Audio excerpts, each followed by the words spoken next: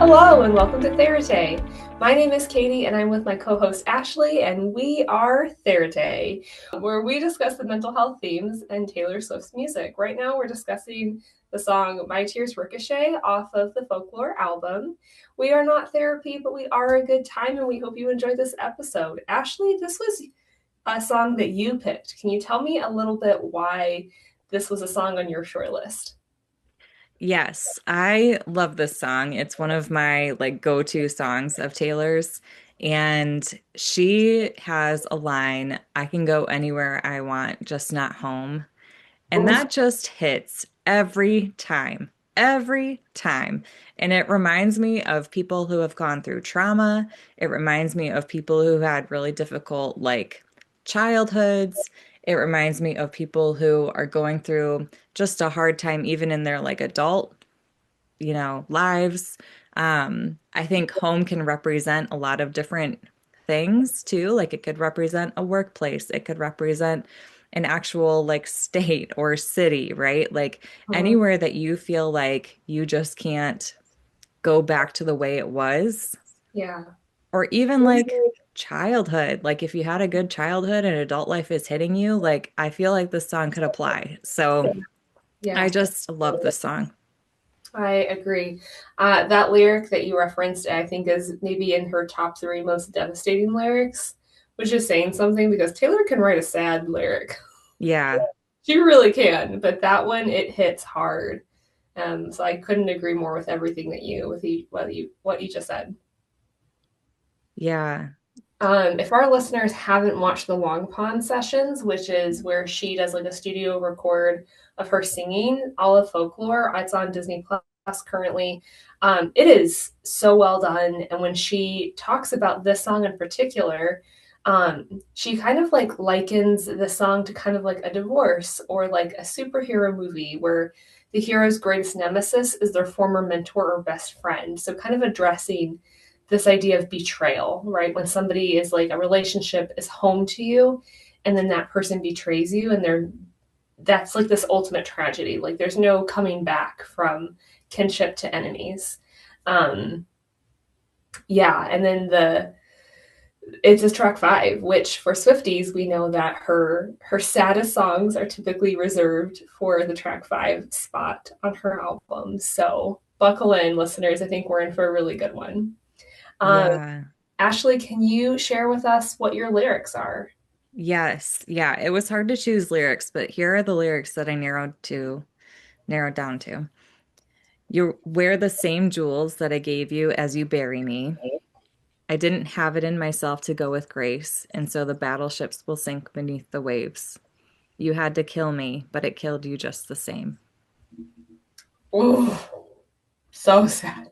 So sad. Let's get into it. What are your questions?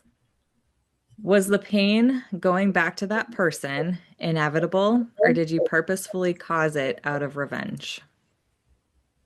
Hmm. And what gave you the motivation to go? How did you leave? Yeah. So you're really just asking these exploration questions. Like you want to understand the story here. Mm-hmm. And it sounds Yeah. like you're really picking up on like what's this person's motivation for leaving the situation? Like, what are you really trying to say? Yeah. Yeah. And I kind of want to know, you put it in a really good way, like the story behind it, right? Like, where's the pain? Because it's kind of saying, like, you had to kill me, but it killed you just the same. Like, the pain is like ricocheting, if you will. It's like a little boomerang of pain and it's coming back and forth. And so I'm curious about that piece of it. Like, how did we get to a point where both people are in pain? Right, right. And like even it's just such a like that lyric really just highlights that this is a reflective um position, a perspective, not of like I'm in the pain and I'm only seeing it from my perspective, but like this is kind of like you're like at this bird's eye view, like you're kind of soaring over the whole situation and seeing it for what it is and recognizing that like I'm not the only one in pain here, which when you're experiencing betrayal is really kind of a unique perspective to hold on behalf of the other Yeah. person, especially when it's this level of pain. Yeah. Yeah, that's a really good way to put it because you have to be able to look outside of yourself and your own experience to really be able to see that. And that can take a lot. Those are really good insights, Ashley. What validation would you give to this client? Um, this was a painful experience and you did what you could with the capacity that you had. I think it's important to note that when you are experiencing pain, there's only so much you can give. And giving to a relationship that you are experiencing pain from is going to be detrimental to you. That's not going to be a healthy experience. So that's what I mean with like capacity, right? The capacity that you had, you were pulling from what you could to try to make this work. Mm-hmm. It was a hard experience and you gave it what you had. And Yeah, it's okay that it turned out this way. yeah, yeah. It's like kind of like that. Maybe not permit. Maybe permission. Permission is the wrong word, but like a sense of like it's okay, right? Like it's that validation of like it's okay for that to be what it is and for you to move forward now. Yeah. Yeah, kind of letting it go. Are there any challenges that you would offer? Just one.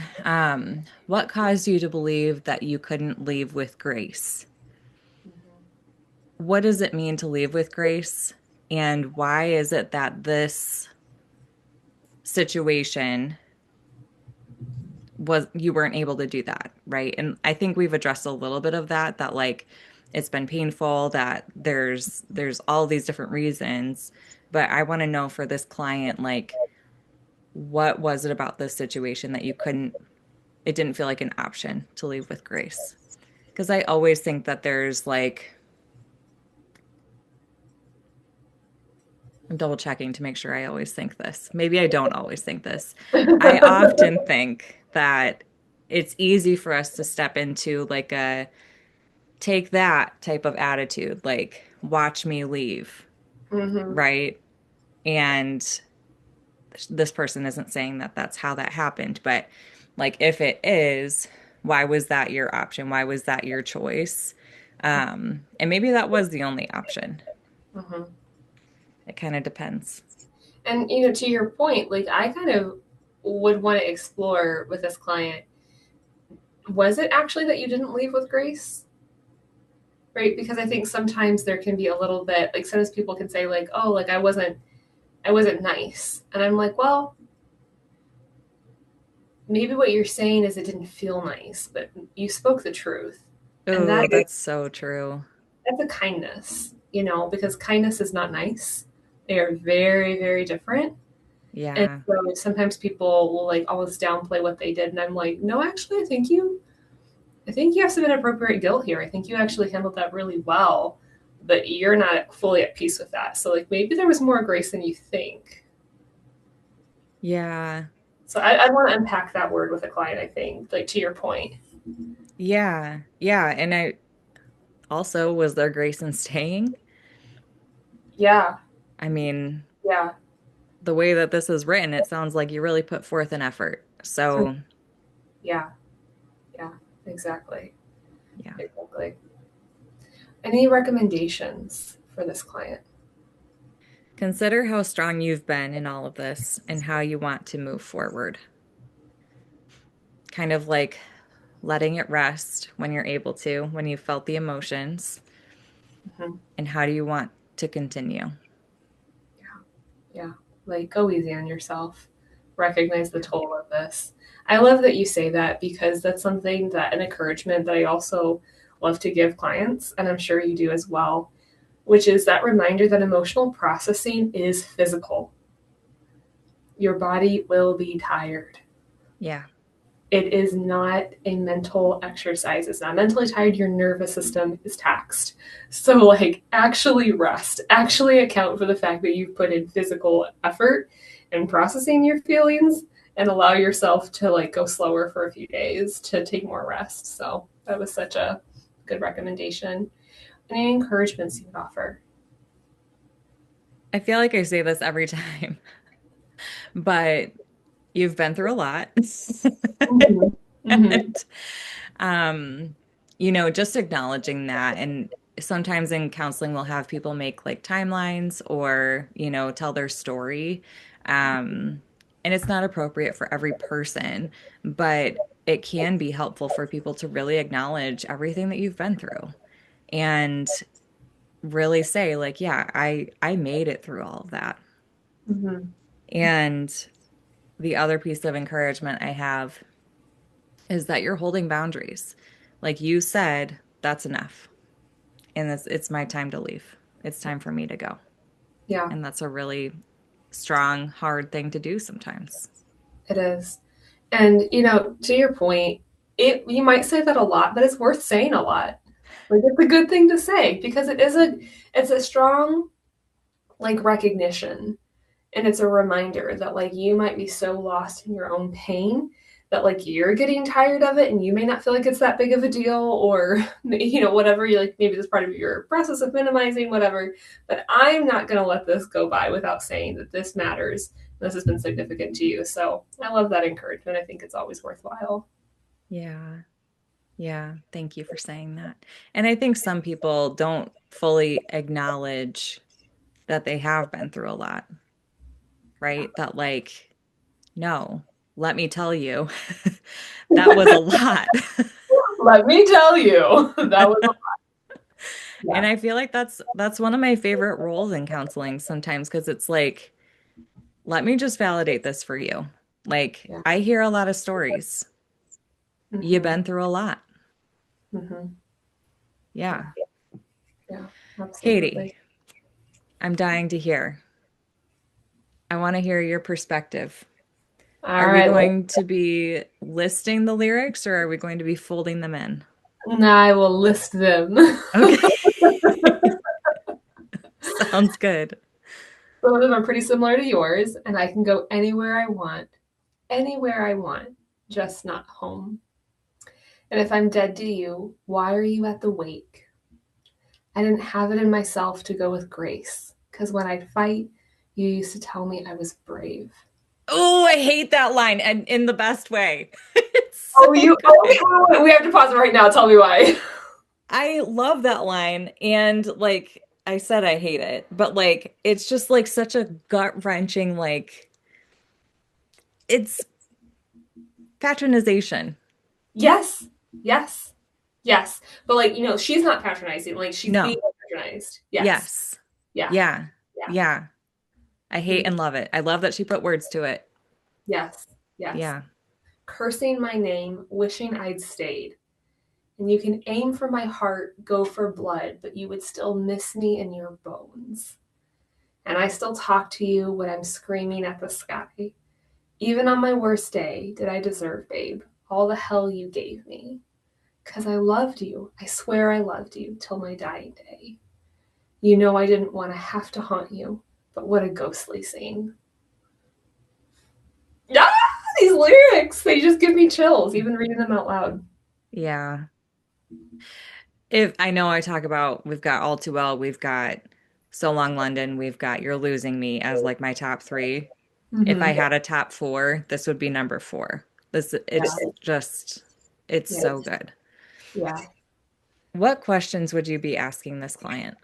Who hurt you? I know. Just that like, wow, wow. And I would ask like, what does it mean to go with grace? When you said I didn't have it in myself to go with grace, which is a question that I know you highlighted as well.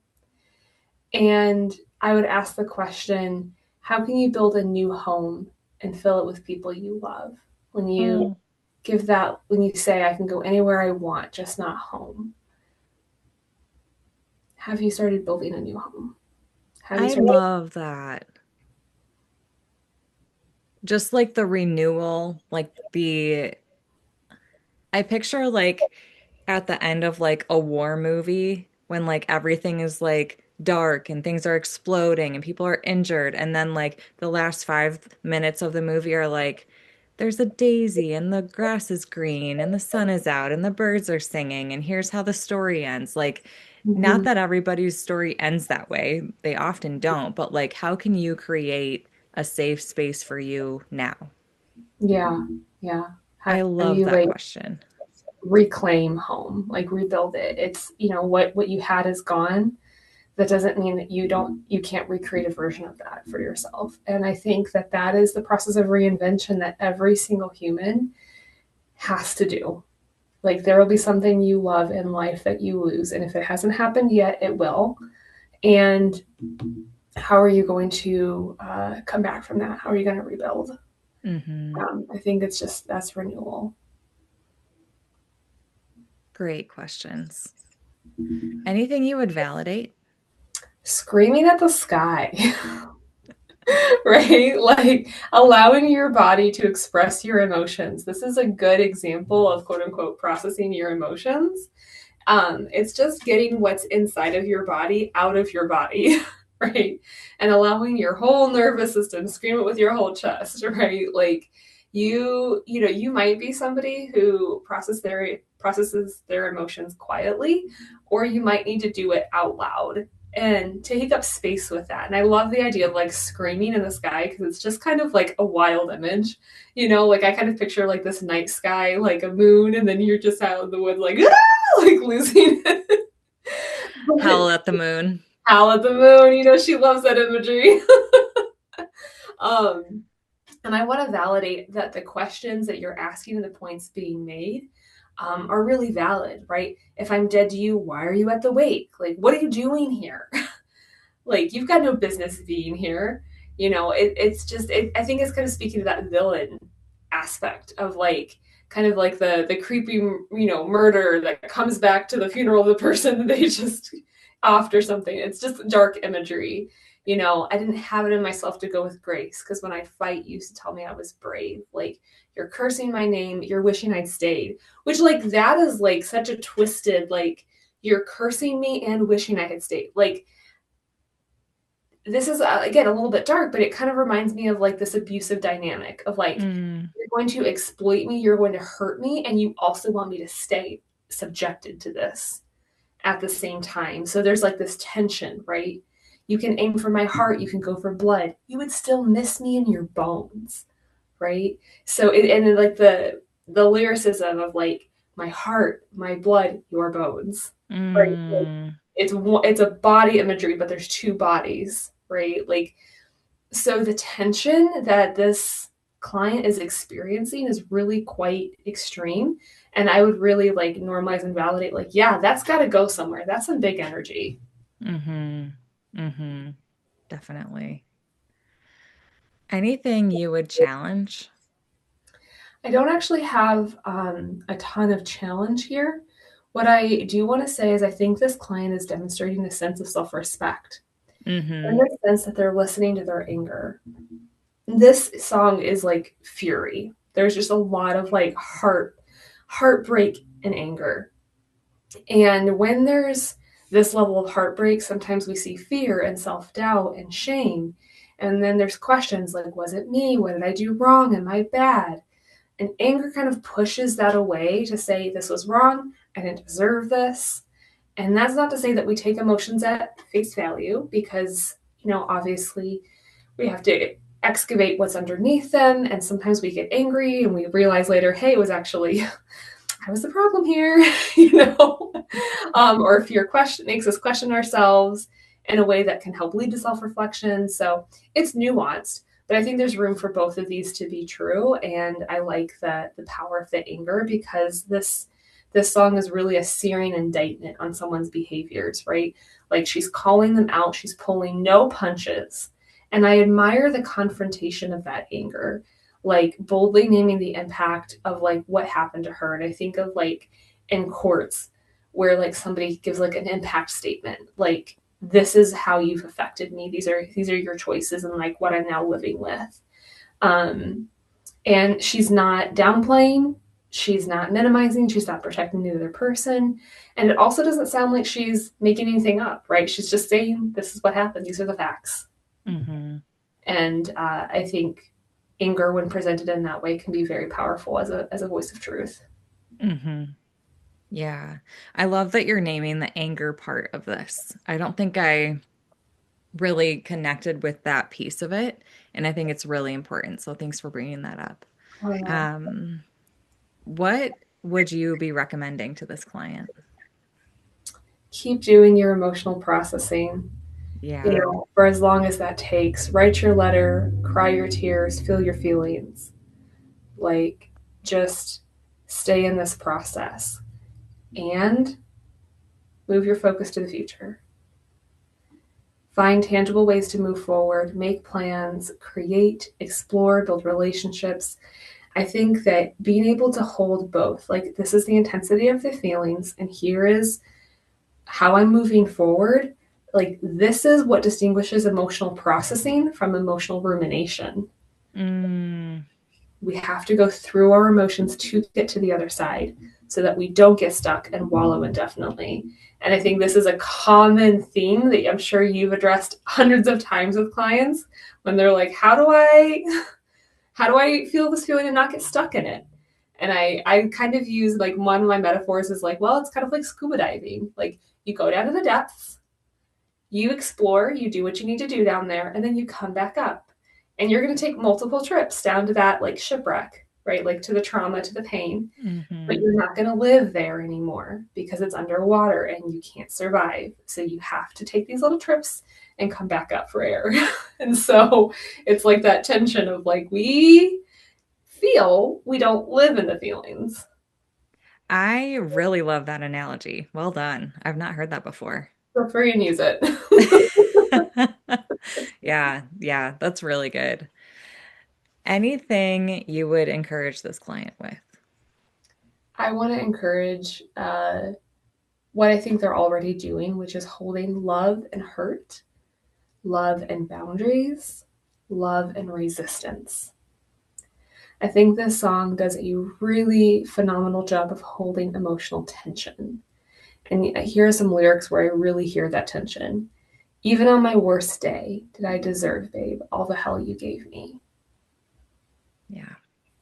I had bad days, and the consequences outweighed the behaviors. Hmm. Because I loved you. I swear I loved you till my dying day. Even as I was dying, I didn't stop loving you.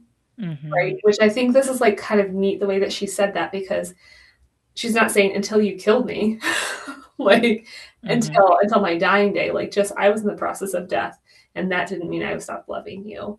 I didn't want to have to haunt you, but what a ghostly scene. It's a terrible haunting situation. I didn't want to participate in it, right? But, like, just like the situation required that I not leave. Like, I couldn't leave it. It was, like, so terrible. Hmm. And so I think, again, this is a sign of emotional intelligence and maturity when you can hold those tensions and say, like, love doesn't exclude, you know, hurt. Like, a relationship can hold all of that, whether that's an active relationship or a past one that's now over. Um, so yeah, that's my encouragement of, like, you're already doing it, keep doing it. Um, Hmm. this is actually a real good sign, I think, of your emotional maturity. Yeah. Yeah. Thanks for sharing all of that, Katie. I really love everything that you said. Um, Before we wrap up, you also sent me a reel on Instagram. Can we talk about that? Oh my word, can we ever? So, literally, right before we recorded this afternoon, I found this reel, and I want to give a shout out to whoever posted it. So, this is from the account wish.songs. And in this song, this person has highlighted all the different lyrics and how it corresponds to, like, the first six albums of Taylor's that were stolen. So, for a brief history, it's kind of like a fan theory that Taylor has never officially confirmed, but is widely recognized and accepted, that this song is about when Scott Borchetta sold the masters for first six albums to somebody in the industry who had hurt and abused Taylor, Scooter Braun, and then she found out about the sale of it. And then they said, you had a chance to buy it. And she was like, no, I didn't. Like, you never gave me that opportunity. And you told me I would have it. So then there was like this big public like fight about it. So that's really like when she talks about jewels in the song, like there's kind of like that imagery of like each jewel has a different color. Each one of her albums is represented by a different color. So you get it. So basically, this is what the reel says. Look at how my tears ricochet might be referring to teardrops on my guitar, like tears in both of those lyrics for debut album. Cursing my name, that's the way I loved you from Fearless. You're the hero flying around saving face, referencing the song Superman on Speak Now.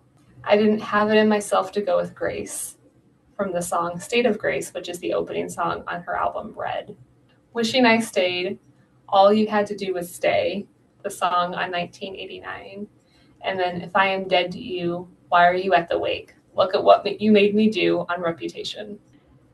I can't believe those connections. Like, it's incredible because it's these six albums that she didn't own. She does now, go Taylor. Yeah, But like to think through different lyrics that could be referencing past songs, like whether that's intentional or not, I don't see how it couldn't be, honestly. I don't think it, yeah, I think it is. I think it is. The comments on this reel were pretty split. People were like, there's like, it's not a thing. And other people were like, it's totally a thing. Oh, I think I you and I don't, were both like, yeah, we think that's intentional. Like, we think she's actually referencing them. yeah, yeah. It's so cool. I'll put that reel in our story highlights when this episode comes out because that's really cool. Yeah, I thought it was pretty neat too. So enjoy that, listeners. Yeah. Well, thanks for listening, everybody. And thanks for doing this with me, Katie.